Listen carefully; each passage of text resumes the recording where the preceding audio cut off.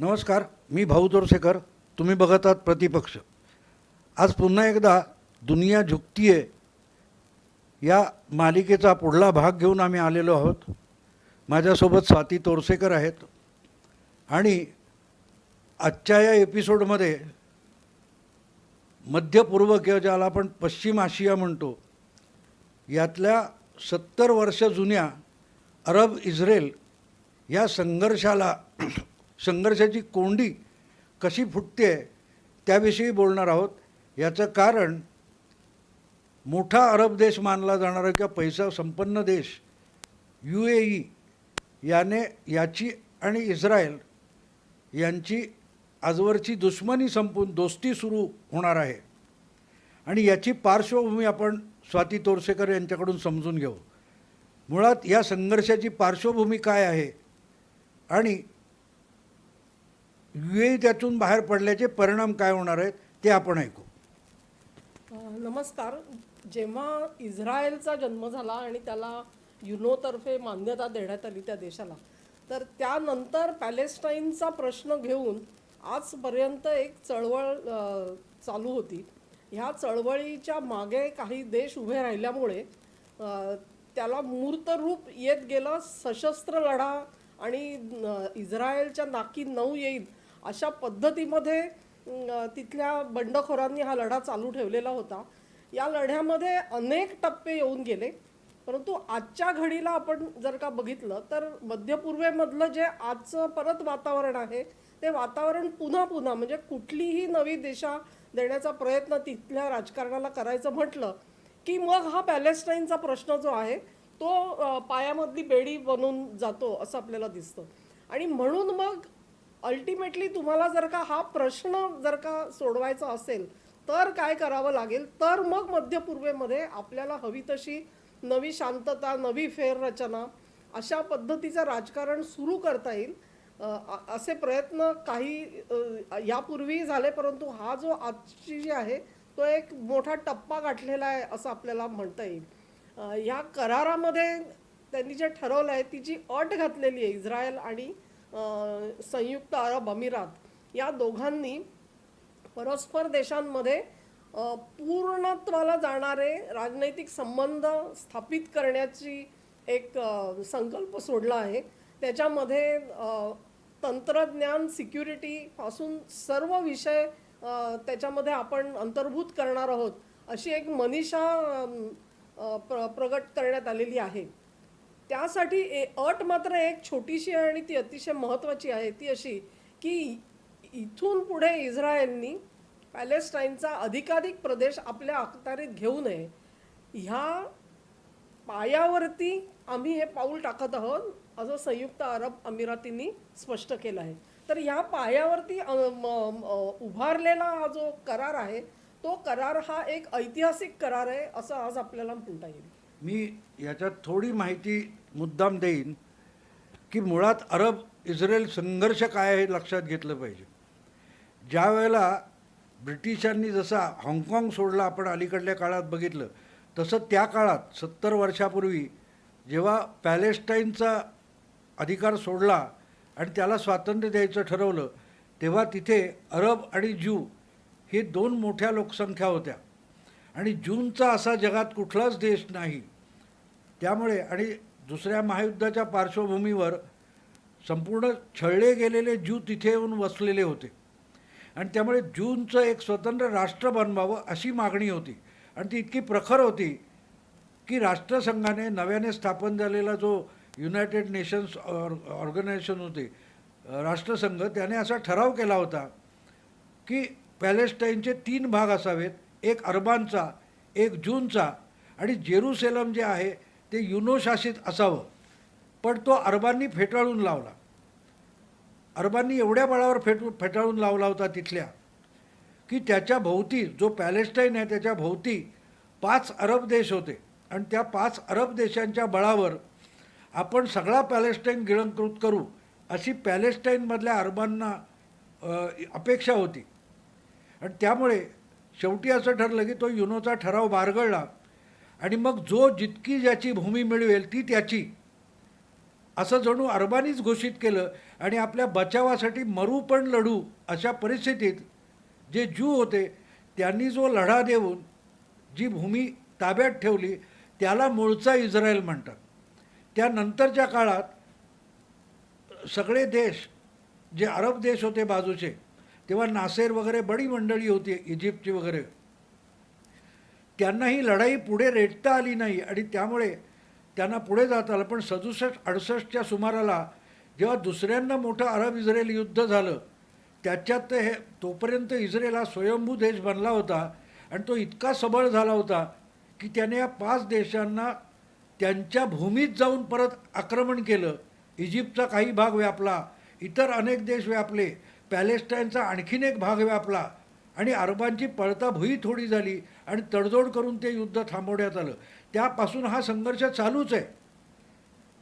आणि संघर्ष कशावर आहे लक्षात घ्या की इस्रायल आहे हेच अरब देश मान्य करत नव्हते. कारण आम्ही इस्रायलची बोलणीच करणार नाही, कारण आमच्याला की इस्रायल नाहीच आहे, तो अख्खा पॅलेस्टाईन आहे. आणि मग या अरबी देशांच्या पैशावर आणि पाठबळावर पॅलेस्टाईनमधले लोक हे घातपाती काम करू लागले, ज्याला आज आपण जिहाद म्हणतो, तो आपल्यापर्यंत येऊन पोचला आहे. फिदाईन वगैरे याची सुरुवात पॅलेस्टाईनपासून झाली आणि त्याचं मुख्य कारण आजपर्यंतचा वाद एकच आहे का आम्ही इस्रायल या देशाला मान्यताच देत नाही, आम्ही इस्रायल मानत नाही, आहे तो सगळा पॅलेस्टाईन आहे. तेव्हा यात कुठची अड घातली हे आपण सोडून देऊ. त्यांनी पॅलेस्टाईनचा किंवा उरलेला जो वेस्ट बँक वगैरे भाग आहे हा बळकावा न, ही अट नंतरची आहे माझ्या मते. सगळ्यात पहिली अट जर इस्रायलची मान्य झाली आहे तर एक अरब देश आता इस्रायलला मान्यता देतो आहे. इस्रायल आहे या पृथ्वी तलावर एक प्रदेश, एक भूप्रदेश, एक देश असा आहे ज्याला जूनचं राष्ट्र इस्रायल म्हणतात, असं एका अरब देशाने आता मान्य केलेलं आहे. काही प्रमाणात हीच गोष्ट यापूर्वी सगळीकडून डबघाईला आलेल्या इजिप्तनेही मान्य करून झालेली आहे. पण याला मी जगाची भौगोलिक रचना, राजकीय भूराजकीय रचना बदलणं असं का म्हणतो? त्याचं हे कारण आहे की पहिल्यांदा 70 वर्षानंतर एक अरब राष्ट्र किंवा अरब संघराज्य हे इस्रायलला इस्रायल म्हणून मान्यता देत आहे, एक स्वतंत्र देश म्हणून मान्यता देत आहे. आणि ही सुरुवात असेल. यानंतर एक एक त्याच्यानंतर पाठोपाठ मी तुम्हाला सांगतो सौदी आहे किंवा इतर देश त्याला मान्यता देणार आहेत. आणि त्यामुळे 70 वर्षानंतर जशी 370ची कोंडी फुटली तशी ही दुसरी कोंडी फुटते. आणि याचा जसा इथला मानकरी नरेंद्र मोदी आहे तसा तिथला मानकरी नेतान्याहू आहे. आणि गंमत बघा की Trump, Modi, Netanyahu, Shinzo Abe हे एकमेकांना आपले मित्र मानतात. शिंजो आबेने चीन विरुद्ध केवढी मोठी आघाडी उभी केली आहे बघा. आणि मग तुमच्या लक्षात येईल. आणि म्हणून UAE किंवा अरब अमिरात ही आज इस्रायलला मान्यता देते. त्याचं कारण तेलाचं राजकारण संपत चाललं आहे. आणि ते कसं संपत चाललं आहे आपण स्वातीकडून ऐकू. मी तेलाचं राजकारण जे संपत आलेलं आहे त्याच्यावरती आपण थोडंसं अशासाठी बोलणार आहोत. ओहोटी लागली असं. हां, मध्य पूर्वेमधले जे सगळे देश आहेत त्या सगळ्या देशांची जी अर्थव्यवस्था आहे ती काही प्रमाणात का होईना ही तेलावरती अवलंबून आहे असं आपल्याला म्हणता येईल. केवळ सौदी अरेबिया असं नाही, पण तिकडचा संयुक्त अरब अमिरात असेल, कुवेट असेल, इराक असेल, सिरिया असेल, कतार असेल, ह्या सगळ्या देशांची जी अर्थव्यवस्था आहे ह्या सगळ्यांचं, म्हणून त्यांना ते oil producing and exporting countries OPEC अशी जी संस्था होती त्या संस्थेने मला वाटतं 1973 सालापासून पेट्रोलचे भाव कसे ठेवावेत ती सूत्र स्वतःच्या हातात घेतली आणि तिथून पेट्रोडॉलर्सचा ओघ मध्य पूर्वेकडे सुरू झालेला होता आणि तिथून सगळं जगाचं राजकारण बदलत गेलेलं होतं. त्या पार्श्वभूमीवरती मी एक छोटीशी आठवण भाऊंनी सांगितली इजिप्तबद्दलची, ती मी सांगिन की 1979 साली मेनाकेम बेगिन इस्रायलचे प्रमुख आणि इजिप्तचे त्यावेळचे अनवर सादात या दोघांनी एकत्र येऊन एक करार केला होता, त्याला कॅम्प डेव्हिड करार म्हणतात. आणि त्यावेळेला जिमी कार्टर हे राष्ट्राध्यक्ष होते. तर त्यांच्या पुढाकाराने झालेला हा जो करार होता तिथे सुद्धा इजिप्तची सुद्धा हार झालेली होती. ती 6 दिवसीय युद्ध ज्याला आपण म्हणतो त्याच्यामध्ये इजिप्तनेच खूप मोठा मार खाल्लेला होता. याचं कारण त्याच्या आधीचं इजिप्तनी असा प्रयत्न केलेला होता की पूर्ण मध्य पूर्वेचं जे राजकारण आहे ते अरबांचे आपण प्रतिनिधी, आपण मोठे पुढारी आहोत अशी भूमिका घेऊन नासेरनी एक राजकारण त्यावेळी केलेलं होतं. आणि तिथून माघार घेऊन अनवर सादात यांनी इस्रायलशी समझोता केलेला होता. ही एक वेगळी घटना होती आणि त्याचे पडसाद जे आहेत ते आपल्याला ताबडतोबीने त्या वर्षामध्ये 3 मोठ्या घटना घडलेल्या दिसतील तुम्हाला की रशियाने त्याला प्रतिक्रिया म्हणून इराणमध्ये खोमेनींचं राज्य कसं येईल या दृष्टीने राजकारण केलं. आणि त्याच ह्याच्यामध्ये अफगाणिस्तानमध्ये सोव्हिएट फौजा पण घुसल्या. या 3 अतिशय ठळक घटना ज्या घडल्या त्यांनी मध्य पूर्वेमधलं जे राजकारण आहे ते इस्लामी रॅडिकॅलिझम ज्याला आपण म्हणतो, मूलतत्ववादी जे आहेत त्यांच्या तावडीत सापडल्यासारखं झालं होतं. म्हणजे एका बाजूला पेट्रोलची अर्थनीती, त्यावेळेला ते शिखरावरती होते त्यामुळे पेट्रोल कमांड करत होतं ते त्यांच्या फायद्याचं होतं. परंतु इस्रायलशी भांडायचं तर इस्लाम हा पाया गृहीत धरून संपूर्ण आखणी करण्यात आलेली होती इस्रायलची कोंडी करण्यासाठी. आणि म्हणून जे भाऊंनी सांगितलं की त्याच्या तिथपर्यंत इस्रायलला मान्यता सुद्धा द्यायला हे देश तयार मी नव्हते. थोडा हस्तक्षेप करीन. हां, पेट्रोडॉलर हा शब्द तिने वापरला, लक्षात घ्या. पेट्रोडॉलर हा शब्द आला कुठून की इस्रायलची कोंडी करण्यासाठी त्यानंतरच्या काळामध्ये म्हणजे साधारण 70च्या दशकामध्ये पेट्रोल उत्पादक जे जास्तीत जास्त सगळे अरब आणि तिथले देश होते यांनी पेट्रोलची किंमत हे हत्यार बनवलं आणि त्यामुळे त्यातून काही निधी काढून तो पॅलेस्टाईनच्या युद्धाला द्यायचा, इस्रायल विरोधी युद्धासाठी द्यायचा, अशी अरब देशांची एक संघटना तयार झाली. ती फक्त तेलाची नाही, मुस्लिम देशांची संघटना जी इस्रायल नाकारणारी होती आणि त्यासाठी सतत जगाची खनिज तेलासाठी कोंडी करायची आणि त्यासाठी किमती चढवत चढवत चढवत न्यायच्या आणि त्यामुळे मग त्याला पेट्रोडॉलर हा शब्द आला. पेट्रोडॉलर हा शब्द तिथून आलेला आहे आणि ती जी पेट्रोडॉलरवर इकॉनॉमी उभी होती ती आता कोसळत चालली आणि ती कोसळत चालल्यानंतर त्याच्यात सगळ्यात पहिला बाहेर पडायचा विचार केलेला देश म्हणजे UAE, एमिरात जो आहे. त्यांना लक्षात आलं होतं की साधारण 2030 ते 40च्या दरम्यान अरब एमिरातमधलं पेट्रोलचे साठे जवळजवळ संपणार आहेत. त्यामुळे त्याच्यावर आपली अर्थव्यवस्था टिकणार नाही म्हणून त्यांनी त्याचं डायव्हर्शन केलं, ओपन पोर्ट केलं, फ्री पोर्ट केलं, वेगवेगळे उद्योग आणून बसवले, जगातल्या लोकांची इन्व्हेस्टमेंट आणली, मनोरंजनाची केंद्र बनवली, बाजारपेठ उभी केली. आता हळूहळू सौदीलाही त्या दिशेने जावं लागणार आहे कारण जितकं जग तेलाच्या गरजेतून बाहेर पडणार आहे तितकं मध्य पूर्वेतल्या राजकारणाला कलाटणी मिळणार आहे. त्यामुळे एका बाजूला तेलाच्या राजकारणाला जी ओहोटी लागलेली आहे त्यातून हा भौगोलिक बदल होताना दिसतोय आणि म्हणून त्याच्या पुढचं तुम्ही स्वातीकडून ऐका की हे कसं कसं होत गेलं. तर या राजकारणाचा एक साचा बनून गेलेला होता असं आपल्याला दिसेल की एका बाजूला तेलाचं हे राजकारण करायचं म्हणजे त्याच्या किमतीवरती आपलं नियंत्रण पाहिजे आणि मग आपल्याला पाहिजे तसं संपूर्ण जगाला वाकवून घ्यायचं त्याच्यासाठी हा एक मार्ग त्याच्यामधून शोधून काढला. दुसरं असं की ही जी आर्थिक बळ त्यांच्या हातामध्ये आलं होतं त्याचा त्यांनी विनियोग कसा केला तर तो संपूर्ण जगामध्ये रॅडिकल इस्लाम वाढीला लागेल अशा दृष्टीनेच प्रयत्न करत गेले हे लोक आणि त्याचे जे पडसाद जे आहेत ते संपूर्ण जगाच्या राजकारणावरती पडले. म्हणजे एक वेळ अशी आली की ज्याला परराष्ट्र धोरणाचा अभ्यास करायचा असेल त्याला तेलाचं राजकारण आणि हा इस्लामी दहशतवाद या दोन्ही गोष्टींचा अभ्यास त्याच्यामध्ये इंटिग्रेट होऊन गेला होता. इतकी परिस्थिती आली कारण हेच एक तो धोरणाचा कणा बनून गेलेला होता. आणि मग ह्या साचेबंद परिस्थितीमध्ये ही जी नव्याने येणारी ही जी आर्थिक परिस्थिती आहे तिला आपण खरोखरच तोंड देऊ शकतो का ह्याच्यावरती एक खूप मोठा पुनर्विचार मला वाटतं की संयुक्त अरब अमिरात हा पहिला देश आहे की त्यांनी ह्याच्यावरती गंभीर विचार केला आणि काही ना काही त्याच्यावरती पावलं उचलण्यासाठी ते राजी झाले आणि खूप मोठ्या प्रमाणामध्ये त्यांना त्याच्यामध्ये यश सुद्धा आलेलं आहे. तर या गोष्टी ज्या असतात त्याच्यामध्ये नेतृत्वाला खूप महत्त्व असतं असं मला वाटतं. आणि आजच्या घडीला आपण बघू की जे संयुक्त अरब अमिरातीचे जे राजपुत्र आहेत अल नेहनान आणि तसे सौदी अरेबियाचे जे राजपुत्र आहेत ज्यांना MBS असं मोहम्मद बिन सलमान, हे दोन्ही जण जे आहेत ते कट्टरपंथी इस्लामच्या बिलकुल बाजूचे नाही आहेत. किंबहुना कट्टरपंथी इस्लामी गट जे आहेत ते गट त्यांना कडाक्याचा विरोध करताना तुम्हाला दिसतील.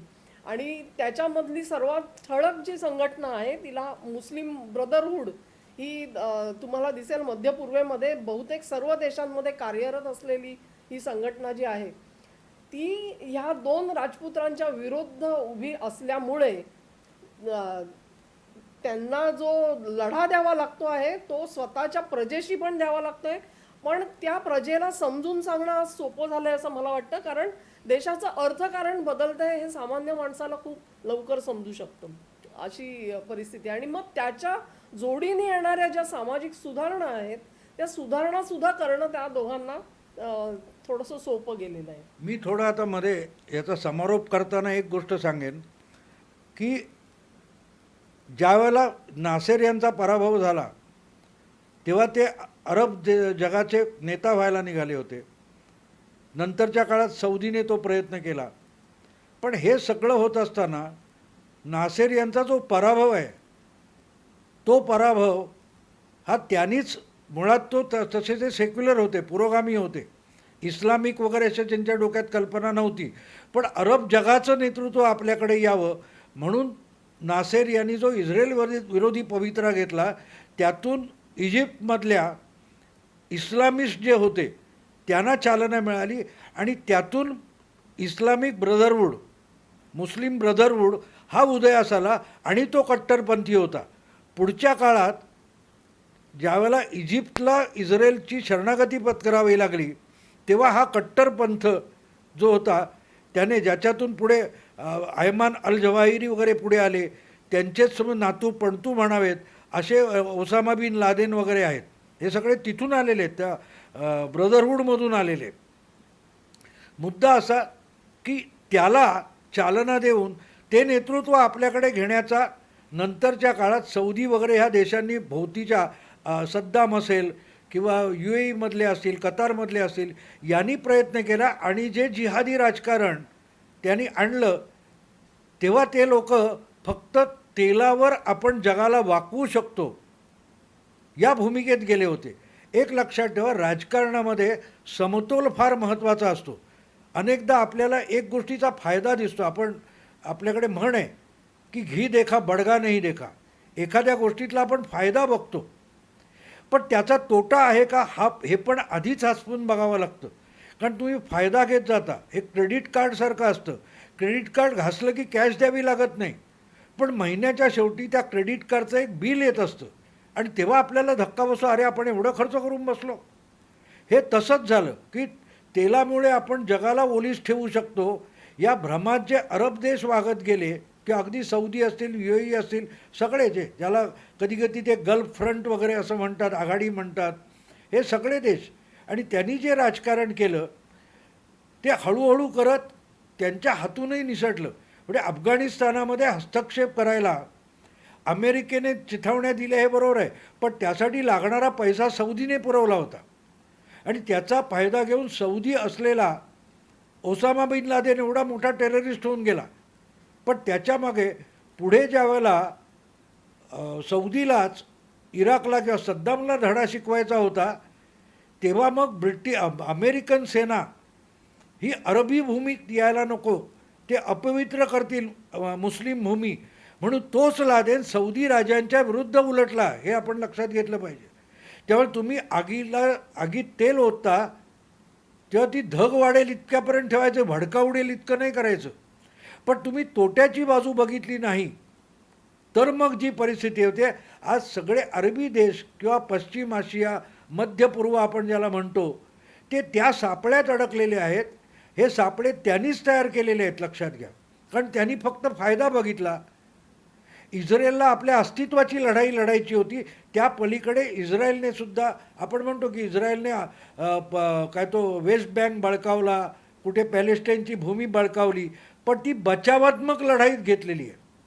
नाहीतर जिथल्या तिथे जी पहिल्या लढाईनंतर जी भूमी ज्यांची त्याच्यावर सेटल करून जर इस्रायलला मान्यता दिली गेली असती तर इस्रायलला आपला बचाव करता करता इतकं शक्तिमान होण्याची गरज भासली नसती.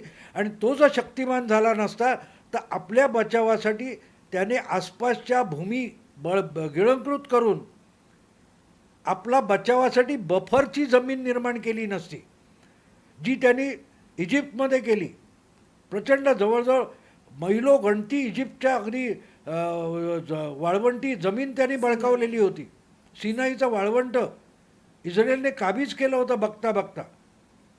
आजही वेस्ट बँकमध्ये असेल, इतर ठिकाणी जवळच्या प्रदेशामध्ये लेबेनॉनला तर ते भाजून काढतात, होरपळून टाकतात. पण ती त्यांना जर पहिली मान्यता दिली असती तर हा प्रश्न आला नसता. पण ती मान्यता दिली गेली नाही. त्याच्यानंतर इस्रायलवर युद्ध लादलं गेलं, त्याची गरज नव्हती. आणि त्यानंतरच्या काळात पेट्रोलला हत्यार बनवलं गेलं, खनिज तेलाला हत्यार बनवलं गेलं. आज तीच हत्यारं बोंबऱ्यांसारखी या देशांवर उलटलीत आणि त्याच्या परिणामी आता स्वतः हे अरब देश हे बचावात्मक पवित्र्यात आलेत. आणि त्यामुळे जी 57 मुस्लिम देशांची जी एक संघटना आहे, ज्याला OIC म्हणतात, ऑर्गनायझेशन ऑफ इस्लामिक कंट्रीज, त्याच्यात फूट पडायची वेळ आलेली आहे. आता याचं श्रेय मोदींना किती द्यायचं, शिंझो आबेना, ट्रम्पना किती द्यायचं, हे आपण सवडीने बघू. ते पदर उलगडत जाणार आहेत.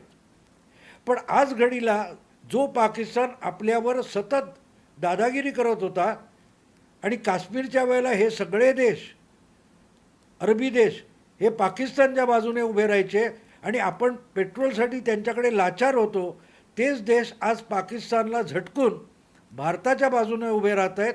आणि त्यातून इस्लामिक कंट्रीची जी ऑर्गनायझेशन आहे ती फुटायची वेळ कशी आली आहे ते आपण पुढच्या एपिसोडमध्ये बघू. मित्रांनो, आज इथेच थांबतो. दुनिया झुकतीयेचा पुढला एपिसोड लवकरच घेऊन येऊ. तुम्हाला हा एपिसोड आवडला तर मित्र परिचितांना फॉरवर्ड करा. प्रतिपक्ष नवनवे पदर उलगडून दाखवतो, त्याला अधिकाधिक सबस्क्राईब करा. आत्ता इथेच थांबतो. नमस्कार.